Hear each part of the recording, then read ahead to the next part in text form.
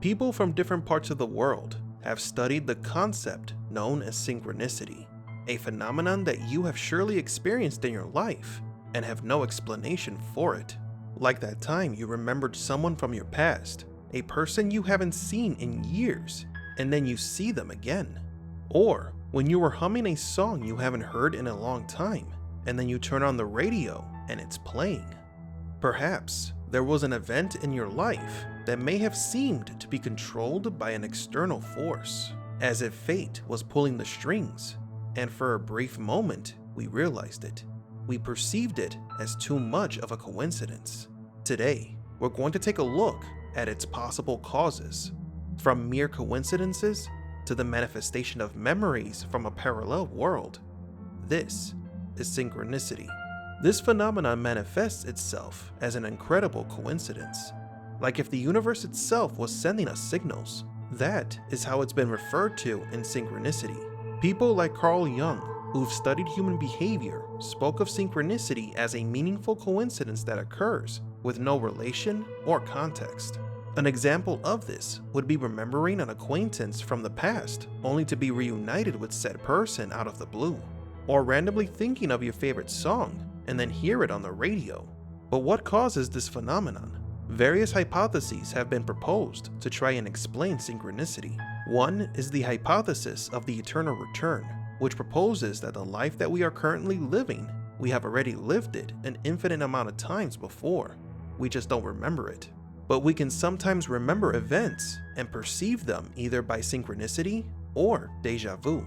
This can be the evidence that proves that we have already lived this life, and that we can even use synchronicity to predict future events. Part of the idea of this hypothesis is that the universe expands, but that there could come a time when it begins to contract, only to expand once again. Therefore, synchronicity would be nothing more than the memory of a previous life, a previous cycle. Another hypothesis would be memories from a parallel world, in which the same events occur, but for some reason these memories pass into our dimension and we can foresee what happens. And then there is the memories of the future. We can remember the past, events that we have lived, but why can't we remember the future? Although this question doesn't make sense, it is a question that could very well explain synchronicity. Some people believe that there are events in the future that affect us emotionally, that their impact on our psyche transcends space and time, reaching us as a premonition, or even as this specific phenomenon.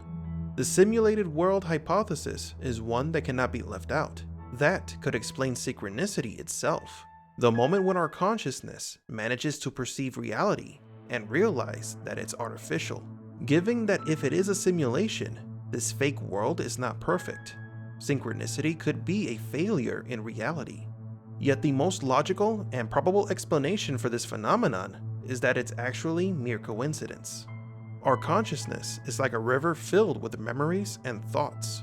It is believed that we can have more than 60,000 remembrances a day, most of which we have no control over. We are mere spectators of this sea of thoughts.